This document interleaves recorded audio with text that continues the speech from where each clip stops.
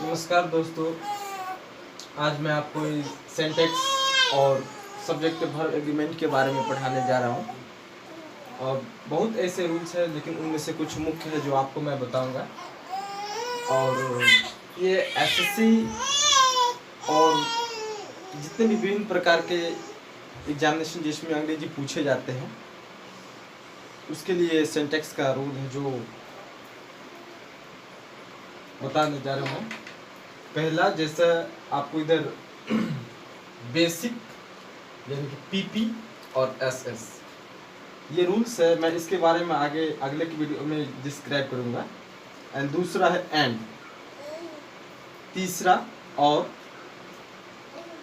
चौथा each every, each and every, पांचवा each of, छठा each slash each sorry every and, सातवां either और नाइदर, आठवां आइदर और नौवां आइदर और, neither nor, A number of, a large number of, a great number of, large number of, next the number of, a large amount of, and a great deal of, and a good deal of, many, a great many, and a many of, 15वां many a and slash n, both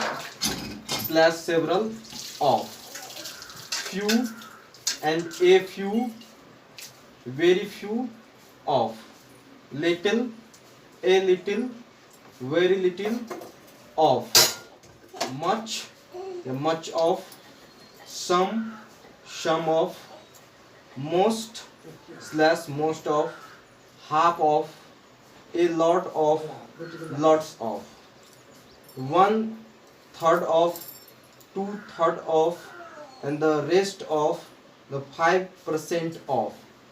ये विभिन्न प्रकार के rules जो syntax में common error में पूछे जाते हैं और आपको अलग अलग एग्जाम्स में पूछे जाएंगे, जैसे एसएससी, सीजीएल, एसएससी, सीपीओ। इसमें इस चीज़ को क्लियर करने के लिए आपको अंग्रेजी की बहुत ही आवश्यकता होती है।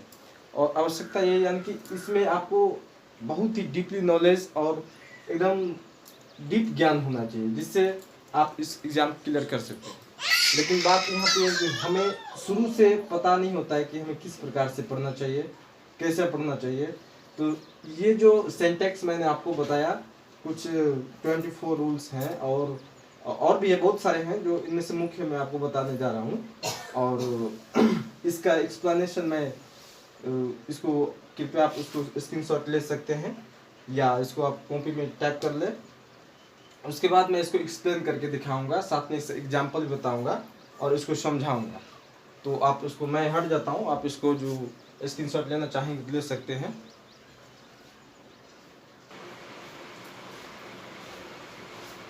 कुछ और आपके जो सिंटैक्स के रूल हैं मैंने लिख दिया है, आप इसको स्क्रीनशॉट ले सकते हैं या देखिए मैं आपको बताता हूँ। जैसे 24 के बाद मैंने अगला लिखा है 25 में, मोर देन 1/2। 26 नंबर, मोर plus plural plus then 1।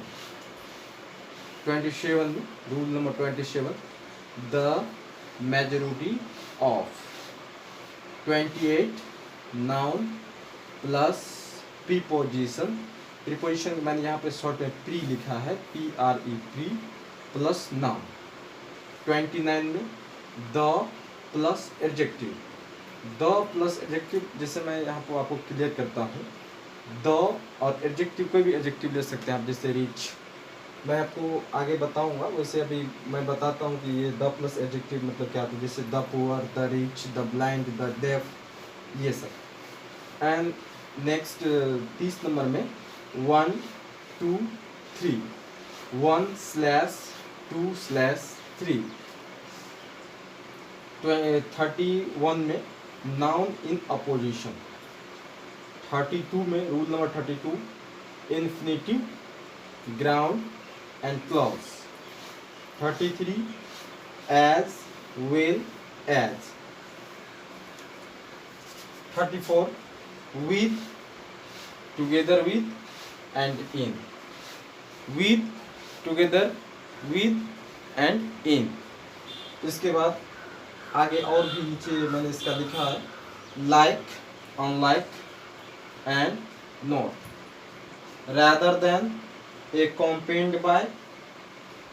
35 number rule, singular noun plus preposition plus same singular noun. इसका मतलब ये हुआ कि कोई भी सिंगुलर नाउन रहे, इसके बाद प्रीपोजिशन रहे, सेम सिंगुलर नाउन, इसका मैं आगे एक्सप्लेन करके बताऊंगा। एंड 36 में nothing but, everything but, certain amount, weight, period, distance. आगे 38 number, two and two, two and two, two and two. 39 में a group of slash a batch of slash sorry slash slash a set of. इसके बाद 40 में there, there. 41 ईट, ईट, ईट के बारे में बताऊंगा। ईट यानी कि ईट जो है, it as a dummy subject. ये डमी सब्जेक्ट क्या होता है मैं आपको आगे वीडियो में एक्सप्लेन करके बताऊंगा। एक एक जितने भी रूल्स हैं मैं सब आपको एक्सप्लेन करके बताऊंगा, अच्छी तरीके से बताऊंगा, और आप देखेंगे तो कि एक यूनिक तरीके से मैं बताऊंगा। मैं किसी कॉपी नहीं करता हूं, मैं जितना मुझे आता है, जितना मुझे आ रहा है, उतना उससे मैं बताने का प्रयास कर रहा हूं। मैं आज तक यूट्यूब पे बहुत ऐसे चैनल्स हैं इंग्लिश के क्लासेस, लेकिन आज तक मैंने उसको कभी मैं अपना व्यू नहीं दिया, क्योंकि मुझे वो अच्छा नहीं लगता है। क्योंकि मान लीजिए मैं अपना यूट्यूब चैनल स्टार्ट किया हूँ और मैं यूट्यूब पे पढ़ाता हूँ, तो ये इस पर कॉपीराइट आ सकते हैं, क्योंकि सब तो कॉपीराइट आने के ये बोले कि मेरा कंटेंट स्टील करता है, मेरा कंटेंट चोरी करता है। मैं ऐसा नहीं कर सकता। मुझे जितना आता है मैं अपने अनुसार, मैं अपने काबिलियत के अनुसार मैं आपको बताऊंगा। और जो ये आपके सामने 42 में डिजीज यानी कोई भी बीमारी, game, books, country. 43 rule number, जैसे कमिटी, गवर्नमेंट, ज्यूरी। ज्यूरी पहले के ज़माना में ज्यूरी एक समुदाय टाइप के हुआ करते थे, जो कोई भी कैदी जैसे जेल में जाते थे तो उन पे जो मतलब केस फाइल किया जाता था। और केस फाइल अभी वैसे आप लोग बहुत सारे पिक्चर देखते होंगे, उसमें तो आपको पता होगा ज्यूरी।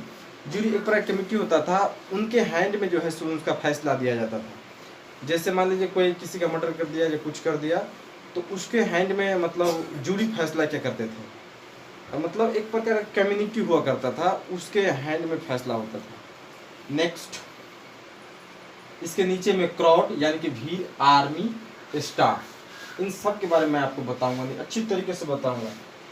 44 में एज, शो, नाइदर और नॉट। 45 में news, information, advice, greenery and rubbish. 46 में विश, एज इफ, सॉरी यहाँ पे ये एज इफ एक साथ में, एज इफ, एज दो। 47 में नॉट ओनली बट ऑल्सो। 48 में नॉन स्लैश नॉन ऑफ। 49 में one body thing. One body thing ये मैंने आपको यहाँ पे शॉर्ट में लिखा हुआ है। वन बॉडी थिंग जैसे no one, every one, everybody, some one, तो उसमें ये तीनों वर्ड्स का यूज जहाँ तक होता है उसी मैंने शॉर्ट में यहाँ पे लिखा है वन बॉडी थिंग। उसमें आपको बताऊंगा one body thing, one body thing क्या होता है, उसके साथ किस प्रकार का सब्जेक्ट है, किस प्रकार का वर्ब का प्रयोग किया जाता है, कैसा वर्ब लगा रहता है, क्या किस प्रकार का सेंटेंस बनते हैं, इन सारे को मैंने जितने भी 49 यानी कि सिंटैक्स और सब्जेक्ट वर्ब एग्रीमेंट यानी कि मैंने लिखे, इसके रूल्स लिखे हैं, उसको मैं आपको नीचे में मैं ये भी लिख दिया है कि रूल्स टू बी टॉट, यानी कि ये रूल्स जो है आपको पढ़ाए जाएंगे और पढ़ेंगे और पढ़ना होगा। इसी प्रकार से यानी कि 1 से लेकर के 49 तक मैंने यानी कि 49 तक लिखा, और इसको आपको अच्छी तरह से एक बार लिख अपने कॉपी में लिख लेना है। और उसके बाद मैं आपको बताऊंगा कि इसका एक एक करके मैं इसको एक्सप्लेन करूंगा विद एग्जाम्पल के साथ, और आपको तैयारी को अच्छी तरीक़ा से एक नई दिशा मिल सकती है। मैं आशा करता हूं कि आप इसको वीडियो को देखेंगे और पसंद करेंगे। जितने भी रूल्स हैं, यानी कि अभी हाल फिलहाल में MTS के एग्ज़ाम्स होने वाले भी फॉर्म फिलिंग चल रहा है, और बहुत ऐसे एग्ज़ाम्स हैं जिसमें अंग्रेजी पूछे जाते हैं। जैसे आर्मी के क्लर्क भी होते हैं, उसमें अंग्रेजी पूछे जाते हैं। तो अगर आप इसको पढ़ेंगे अच्छा से तो आपको एग्ज़ाम सब क्लियर हो सकता है। जैसे इसमें इसको यानी कि सेंटेक्स पढ़ाने का मेन उद्देश्य ये है कि आपको कॉमन एरर्स जो आते हैं एग्ज़ाम में, कॉमन एरर्स, यानी कि मान लीजिए कोई जहाँ पे 100 नंबर का एग्ज़ाम है तो उसमें अगर 25 पूछे जाते हैं, इंग्लिश से प्रश्न पूछे जाते हैं, उसमें 5 से 10 कॉमन एरर्स होते हैं। तो कॉमन एरर्स पे कमांड होनी चाहिए। कॉमन एरर्स में बहुत ऐसे विद्यार्थी होते हैं जो नहीं समझ पाते हैं, नहीं बना पाते हैं। वैसे तो ईच एंड एवरी टॉपिक जो है सो इम्पोर्टेंट है for preparing for any competitive examination. तो आपको इसे अच्छी तरीक़े से समझना चाहिए। जैसे मैंने सिंटैक्स का सेशन चालू किया है, उसके बाद सिंटैक्स है, प्रीपोजिशन है, नाउन है, प्रोनाउन है, बहुत सारे ऐसे